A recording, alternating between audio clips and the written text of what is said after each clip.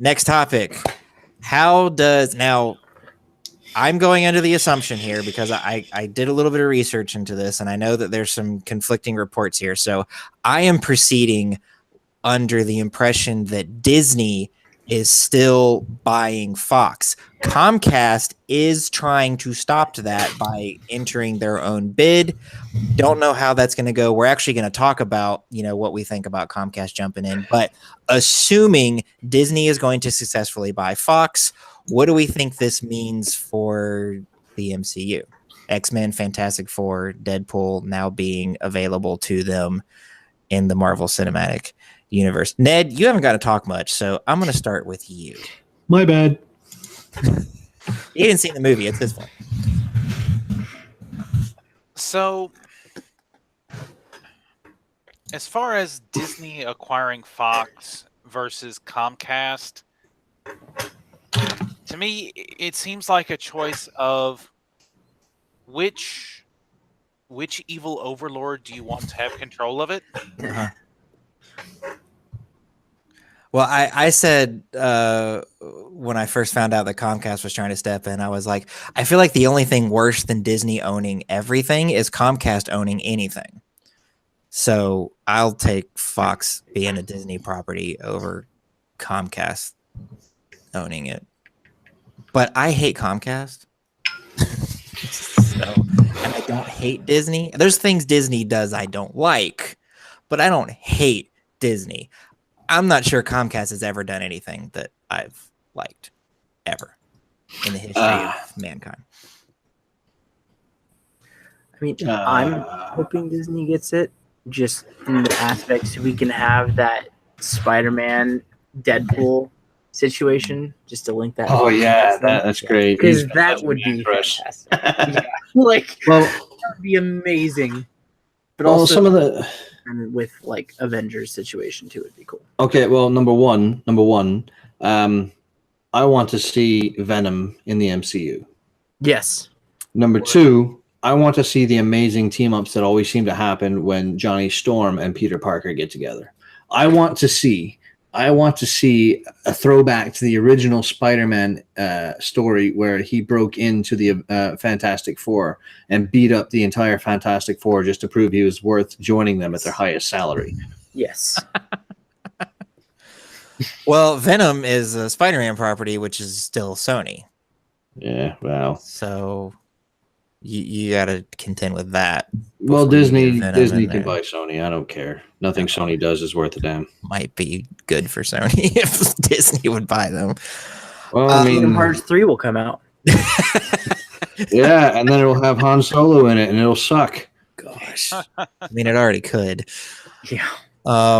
So I think if this does go through and all these characters get to be introduced into the MCU, I definitely think they need to just ignore the fact that Fox ever did anything with X-Men and the Fantastic Four.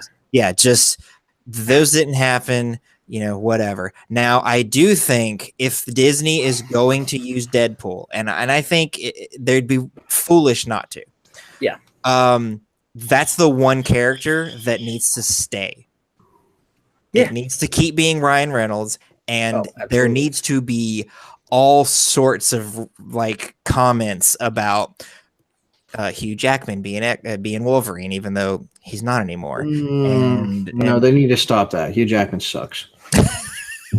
I just talking about references. There need to be references. No. They can't keep referencing that though, because it's rehashed material. He needs to stay topical.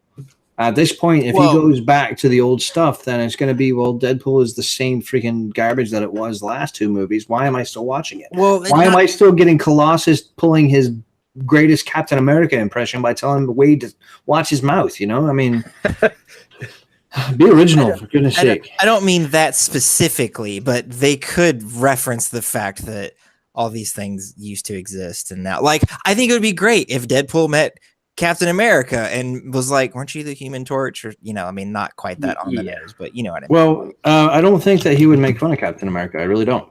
Because in the comics, the only character in the entire series that treats Deadpool with respect is Captain America, because they were both government experiments. Captain America treats him like a normal human being, and that's the only reason why Deadpool acts like a normal human being around Captain America. Yeah. So I don't think that would actually be as funny as you think it would be. Ned just showed. Yeah, we'll have to make that the next episode. That's what I figured. Well, because we're on this already, but just in case just because it's topical, and I'll go ahead and mention it. Apparently, Nintendo just dropped a Pokemon Let's Go Pikachu and Let's Go Eevee trailer. So, no matter what you think about the idea of that being a thing, it's happening. I think it's a horrible thing. They should change their minds and stop being Disney and ruining everything that we love. I'll watch the trailer later, and we'll talk about that next episode. I'm watching it right now, and it's sad. But yeah, that's what, and I feel like you like you said earlier, Jimmy, the X-Men has that's horrible. It's just been so bad. I know you're not talking about X-Men right now. Oh god, that's awful. No, don't do that. Oh, are you done? No, it's awful. All right, Nolan, what do you think? We'll move on to you. About Disney getting it over. Oh no, don't do that. Oh, I mean, Jimmy. Like I said, it was kind of like I look forward to all the cool things that would mean like Deadpool, X-Men, Fantastic Four being able to interact like in the various ways. I mean, yeah, like I think it would be fantastic over Comcast, just in the fact that to get more of the different Marvel I don't want to say ISPs, but ISPs or IPs, not ISPs. You know what I mean? IPs. No. Well, one thing there's a meme of it's Tony Stark and the guy that's playing Superman right now.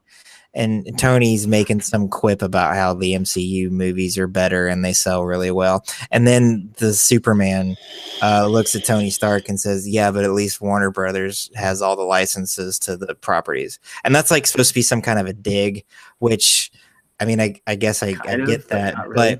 But it doesn't change the fact that the DC movies just aren't as good as the Marvel movies. The live action ones. Right. But just think about how much better these movies could be if Marvel proper. I mean, I realize Marvel is involved in the Fox ones, and they're now very heavily involved in the Sony ones, which the Sony ones really just Spider-Man and then any characters associated with Spider-Man, like the Venom movie.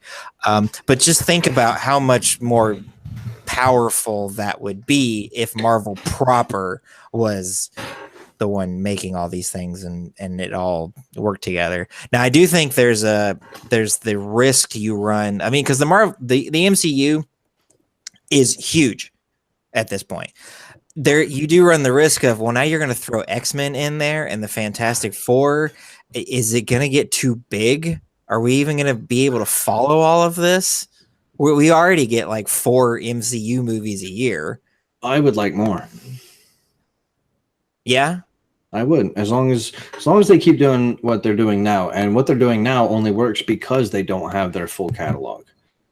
Because what they're having to do now is they're having to reach out and find characters that are less well known and turn them into interesting characters. Right. Guardians of the Galaxy. I mean, this isn't even the first iteration of Guardians of the Galaxy. They pulled out the most obscure possible characters and made one of the most entertaining franchises in the MCU.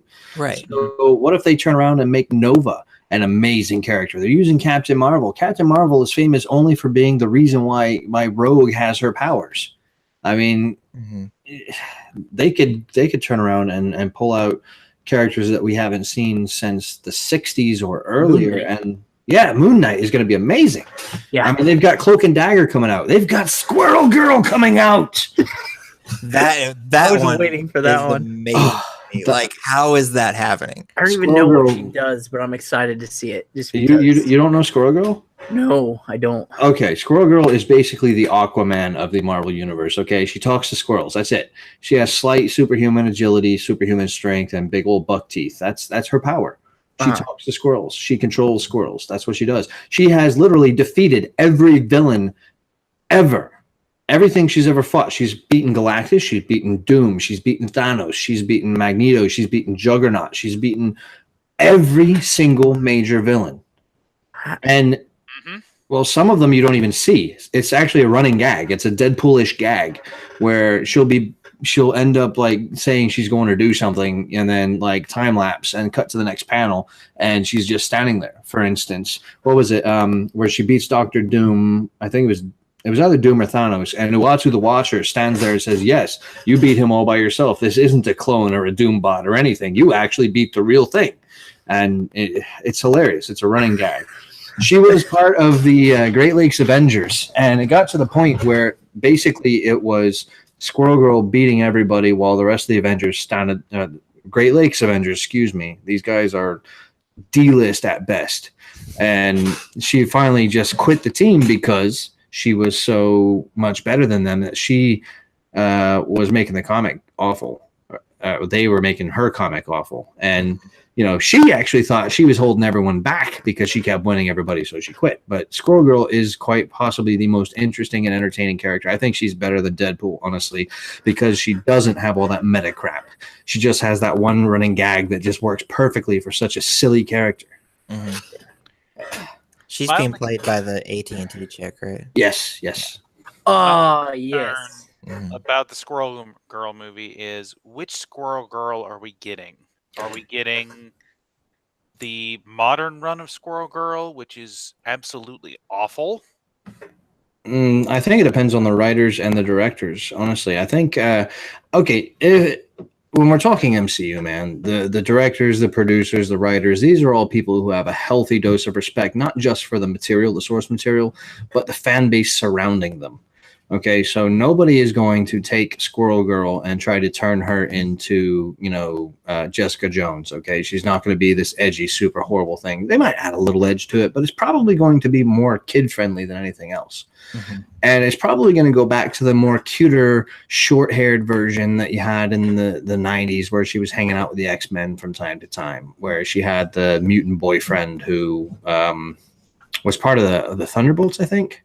The guy who became Penance, I can't remember his original name.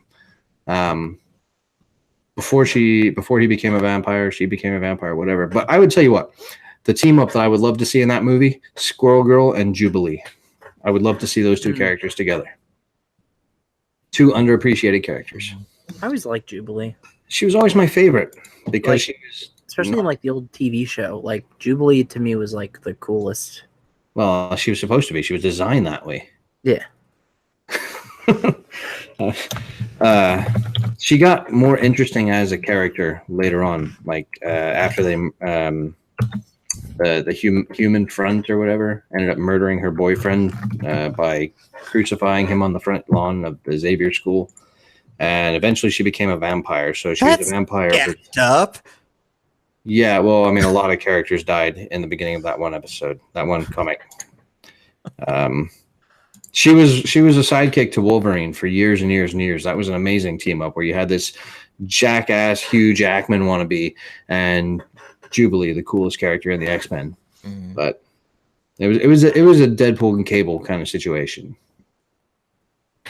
So one thing that you pointed out was that currently the MCU kind of has to dig deep to make something, and they have done that for the whole time. Like Captain America and Hulk, I feel like we're about as mainstream, really, really mainstream as you got. Like, yeah, sure, people knew who Iron Man was, but he wasn't a reason to go see a movie, right? Yeah. And I know I mentioned this during our Infinity War episode.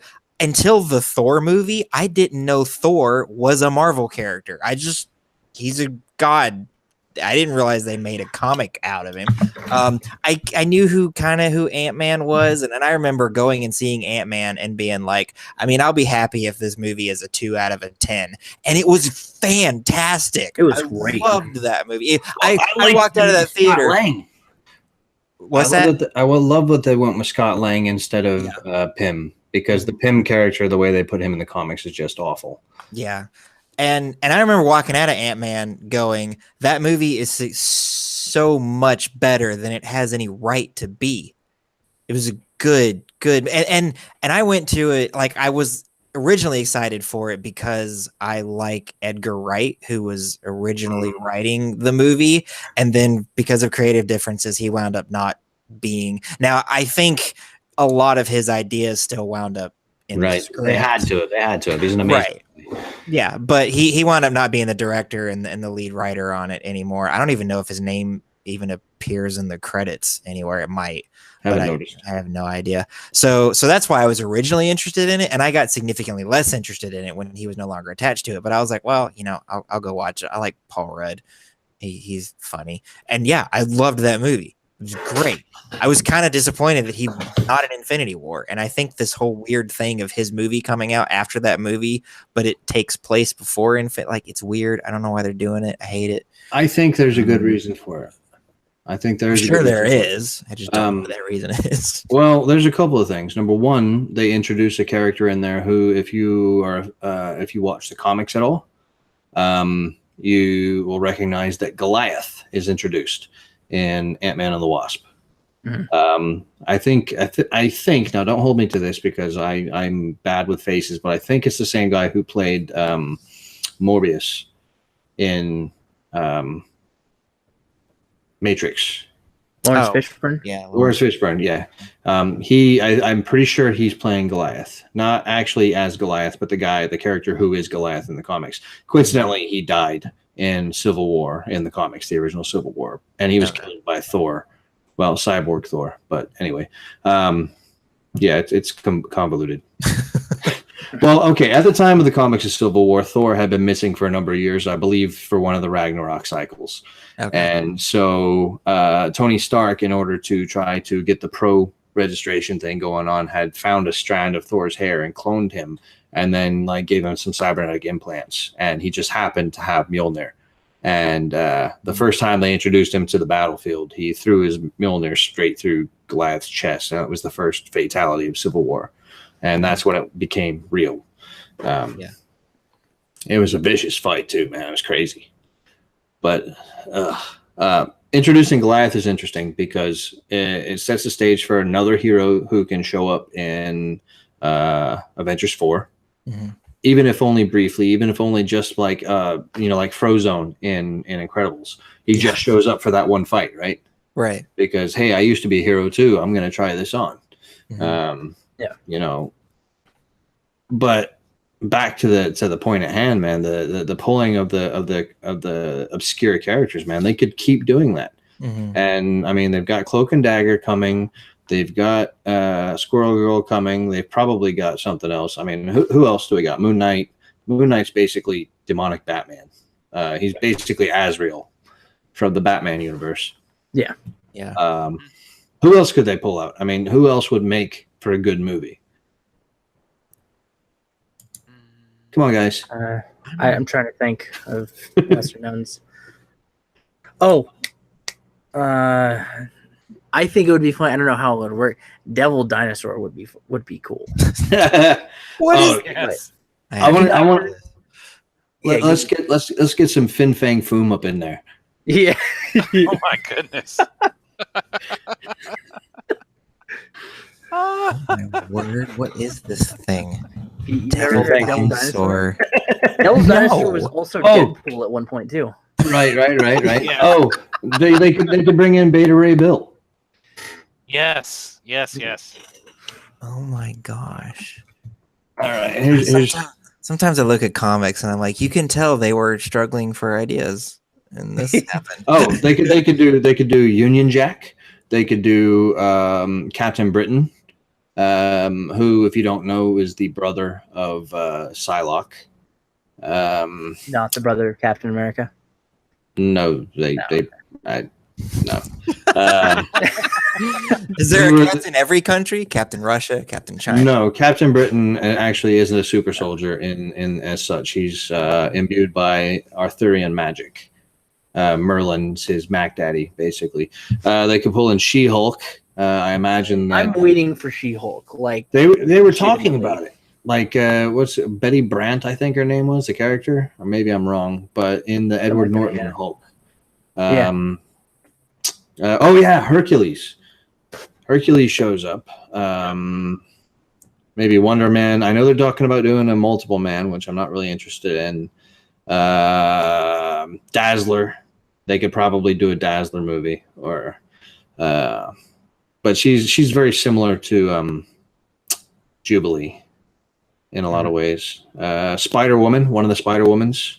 It's probably Gwen, I imagine. They couldn't use Gwen. No, I'm not talking Spider Gwen. I'm talking actual Spider Woman, the one that flies and shoots the little zappy things, the cybolts out of her fingers. Oh, And they call her Spider Woman for no explicable reason. Guardian, but he's an X-Men property. Firestar would be cool. North Star would be cool. Then they could do that whole, hey, yeah, we actually have a gay superhero. They could do that. Well, he's one of the few gay superhero characters before they decided to retcon Iceman into being gay. being gay. Yeah, like 5 years ago. Oh, okay. Black Knight, maybe. Oh! They could really do something with Morgana or Morgan Le Fay. Oh wait, no. I don't. They use her in DC, not Marvel. My bad. No, 95% of these people.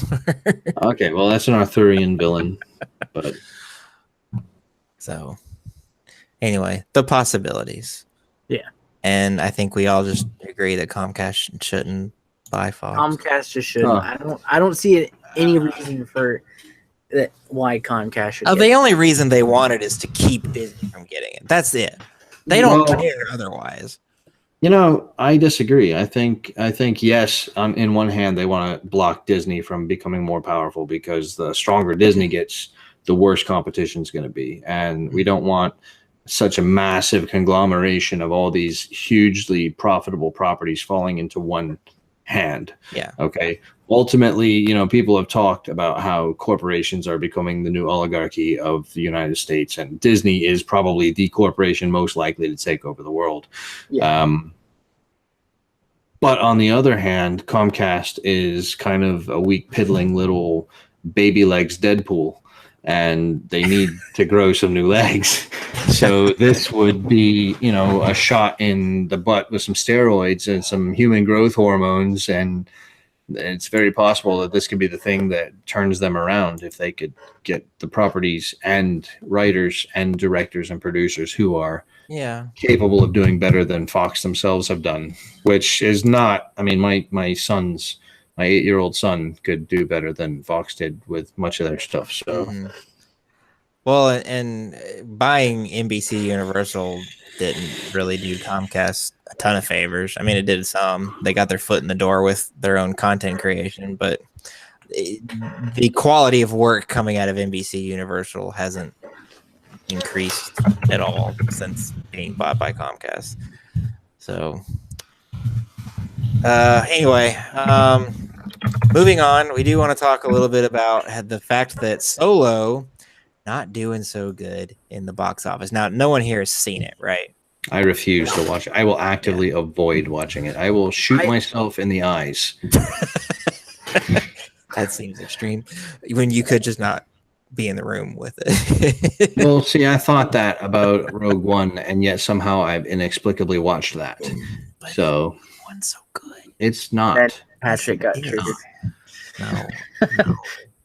It's. I mean, I want to see Solo just so that way I know. Like, and that's how I am with like all movies. Like, regardless of what other people say, I take it to heart. But unless it's overwhelming, like terrible across the board from everywhere I hear, I still want to go see the movie myself. But now, see, if the movie, like, if everybody was like, this movie's garbage, I'd be like, oh, well, I gotta go see it. You are a contrarian, so it makes sense. At the same time, yeah. But like, so the only movie that I've ever, and I say that I actively avoided it, and I mean, like, it's not like I put a lot of effort into it because the opportunity to see it just never came up. But I wear the fact that I haven't seen Avatar not the last Airbender movie. I'm talking about James Cameron's Avatar. I've not seen that movie, and I wear that. It's a badge of honor for me. Now, like if somebody was like, "Oh, hey, I'm gonna pop this in so you can watch it," would I leave? Like, no, sure, I'll watch the darn thing. But Solo is a movie that it's like the first Star Wars movie that's come out since I've been alive. That I'm like, I don't care if I don't see this in theater. In fact, I probably won't see it in theater. I'll wait for it to be on Blu-ray and I'll pick it up in Redbox. And Redbox. Yeah.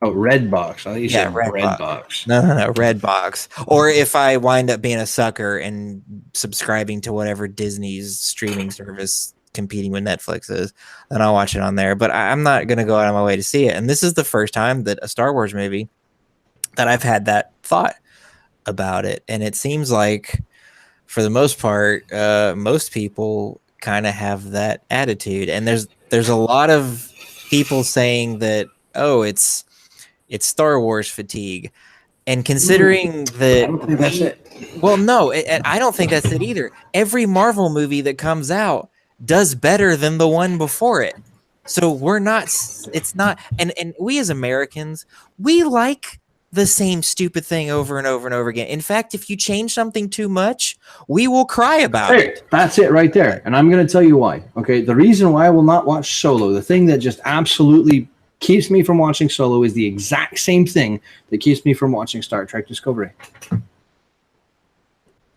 And that is, I know you've said before, but say it again. I haven't actually said it before. Oh, well then say it for the first time. Why the hell do I need to know what Lando Calrissian's sexuality is? Yeah. I mean, I don't care. I've never cared. I didn't start caring when they told me. At what point does this become absolutely central to his character? And if that is absolutely central to his character, he's a piss poor written character. Mm-hmm. It's the same reason why, I'm going to go on a rant, so I'm going to stop now.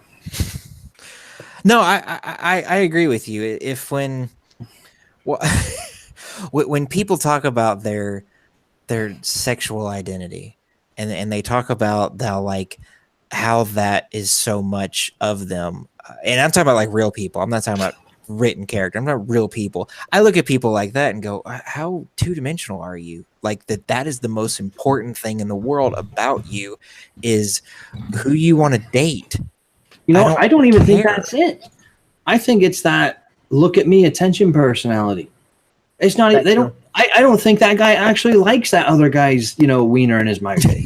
I think the problem is that they want to be noticed completely. They might not even they don't even care about that other guy, right? What they want is for you to say, you're special. I acknowledge you. I think you're great. When it used to be that if you wanted to be special and acknowledged and people to think you were great, you go to Boy Scouts and you get a badge. You go join the football team and win a touchdown. You write a book. You build a house. You work for it. And you actually have some actual character. And I don't mean character as in, characterizations and humanizations and people writing stories about you. I mean, build some character, build some Dan Connor, man. That's yeah. And I, before anybody out there is like, oh, you just saying it about me, and I have a feeling my panel is probably about the same. That's it's just because it's different and scary, and like being gay or pansexual or whatever. No, like if there's a character out there that is an essential part of him is that he just uses the people that he is sexually involved with. And I say sexually involved with because I say most of the time that character is a womanizer. Okay, so that's the central part of that character. If you took that same character and he was a manizer, whatever, I don't even know there's a word for it, that would be like, okay, that's part of his character. So now this becomes important to him. But just who he casually likes to date. I can actually point out a representative of that concept you were just talking about that makes sense. Mm-hmm. There is a ghoul in Tokyo Ghoul who speaks with a French accent, speaks several languages. He's rich, blah blah blah, and he is a predator of that sort, where he goes after men and women sexually and emotionally, and then he tries to eat them. I mean that the eating part is a different part of his character, but that's how he behaves. That is central to his character and his being. But you have characters who I think are written this way as a reflection of the modern societal norms, where such a large group of people now are identifying only with how they get their jollies, and it minimizes them as a people. I mean, okay, so you're gay, but what are you? What do you do? What is important about? Why should I care about you as a person as opposed to where you wear that purple triangle, right? Are you a rocket scientist? Are you a burger flipper? Are you a librarian? Do you help the poor? Do you murder small children? What do you do that makes you noteworthy in my book? Right. Because you don't wake up, sleep with a dude, eat, go to bed, wake up, sleep with a dude, eat, go to bed. That is not all you do. I promise you that. Unless you're, a male hooker or something. Yeah. That is not who you are. That's just what you like. So that's the main reason why this annoys me, because it's reflective of a group of people who I think are shallow and one-dimensional people who do not really stand for anything at all. They just want that attention. One of go ahead, Ned. I think one of the other things is, and maybe this is an oversimplification, but I think what we're starting to see is writing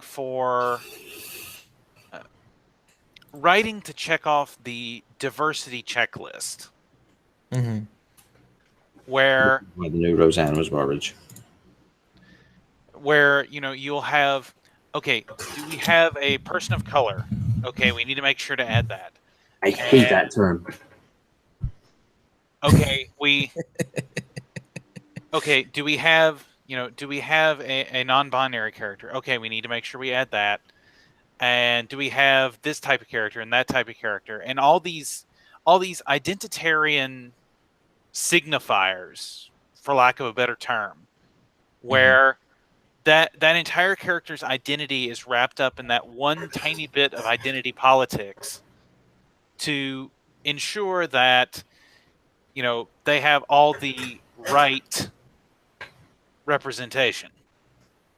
It's kind of like when, and it's kind of shifted now that games are primarily multiplayer, and you might get lucky if they have a single player game. But there was a time when you had to check off that, we have multiplayer box on your video game. And so games like Metroid Prime 2, which had no business having a multiplayer whatsoever in it, had a competitive multiplayer in it. And it was garbage because you could tell, like, they were just like, let's just slap this in here so that we can check on the back of the box that we have multiplayer. And now it's kind of getting to where some games treat the single player like that. Like, oh, well, this is a multiplayer game, but people feel like there needs to be a single player, so let's check that single player box, or let's check this box, or now it's let's check the PUBG box or the Battle Royale box, and that it's like that, and then you wind up with a mode that the developer didn't care about, and so it's shallow, just like these characters that we're talking about are. And one of my, and I know I'm going to bring up The Office. I know Jimmy doesn't like The Office, but one of my favorite written gay character is in The Office, because he's just a dude, and the only reason that you ever discover that he's gay is because Michael Scott, the boss, finds out that he's gay and starts acting really weird around Oscar because of it. But that's it. He's not looking for attention. In fact, when The Office finds out that he's gay, he downplays it, and he's like, it's really not that big of a deal. He's just a guy that happens to like guys. Right. Well, it's like the captain in Brooklyn Nine-Nine, Captain Holt. Yeah. Now, to be fair, he is a little more in your face about it than a lot of other people are. Other good gay characters. And let me go ahead and put this out there. My criticism of the gay character is not a criticism of homosexuality in general. My criticisms are of personalities, not eroticisms. Yeah, I guess.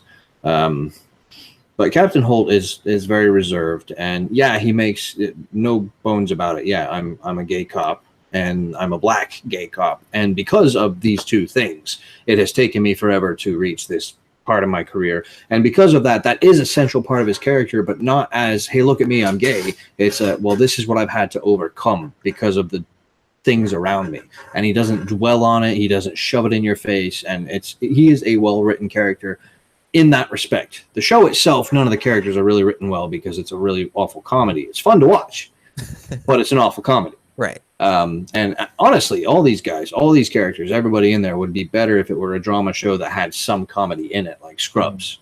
It would have been so much better. But he's a good gay character. I like that. Right. It's just, yeah, put some depth into your character. That's the reason that I hate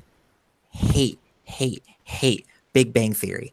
That show is just 25 or 22 minutes with, then commercials. 22 minutes of, hey, look how geeky we are. That's it. Those characters have no depth to them whatsoever. How many references can I throw in there? Yeah, that's what it is. And like, oh, hey, look at us. And I hate and that you know show. What bugs me the most about that is that about half of the staff of that show were from Roseanne. The actors, the producers, the writers. And they wrote this show that I loved for a decade growing up. Mm-hmm. And then they produced this trite garbage. Yeah. And right. So anyway, the criticism is two-dimensional characters, not necessarily why they're two-dimensional characters. So I think, so going back to Star Wars, because I had no interest in seeing Solo even before all this stuff about Lando came out. That was almost like an afterthought. Like I happened to skim an article that mentioned it, and I was like, oh, that's weird. Why would they throw that in there? I don't understand why this is a thing. I'm not interested in this movie because I don't know. I have, okay, if I have any fatigue of Star Wars, it's, and I've said this about Star Wars for, a few years now.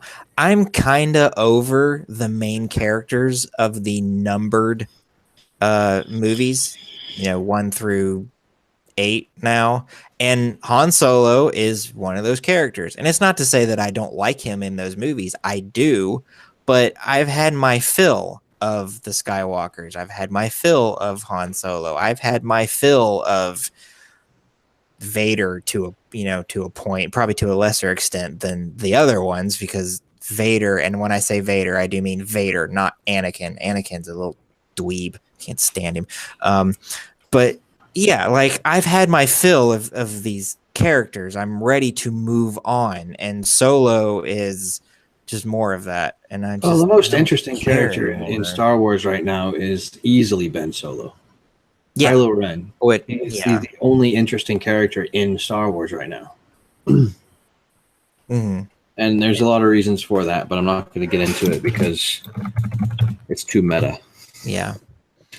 So anyway, yeah, I don't buy that it's Star Wars fatigue because we don't. Well, let me go ahead and counter argument that real quick. I think it is Star Wars fatigue more than Marvel fatigue, because Star Wars fatigue has been going on since the 70s. Yeah. And in the late 90s, early 2000s, it suddenly became the in thing to be a Star Wars fan and to just throw it in your face all over the place, right?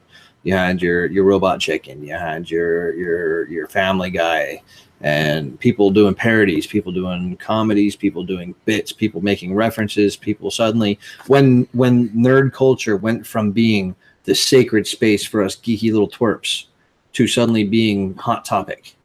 Mm-hmm.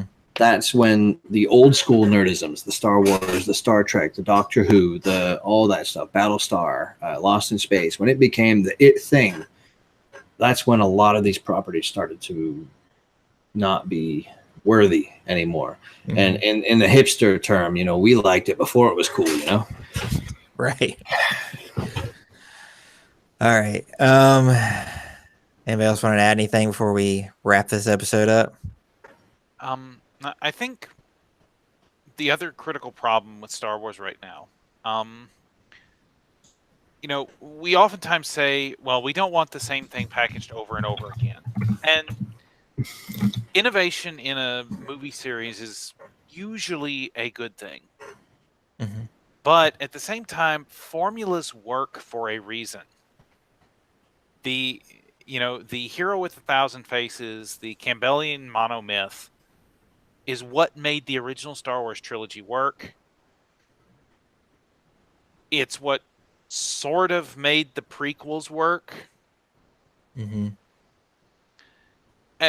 And what I see over time looking at Star Wars as a franchise is you start with a simple concept where you take, the 1930s era space serials, you update them for the 70s, basically, and you wind up with a simple, effective, and very tightly interconnected story. The more you try messing with that formula, like with the prequels and with the Disney movie since then, the more you see it start to come apart at the seams. Yeah. Well, I had something to add and I forgot what it was. But you make a good point, Ned, because one of my so it's funny because I find myself occasionally criticizing things for the same thing that I will praise something else for, and I get that we all do that. But one of the things that I was critical of about Black Panther, I liked Black Panther. It was a really good movie. I didn't, and no, it But wasn't. it was just like it was another Marvel Cinematic Universe origin story. It didn't really do anything that we hadn't already seen in other Marvel movies.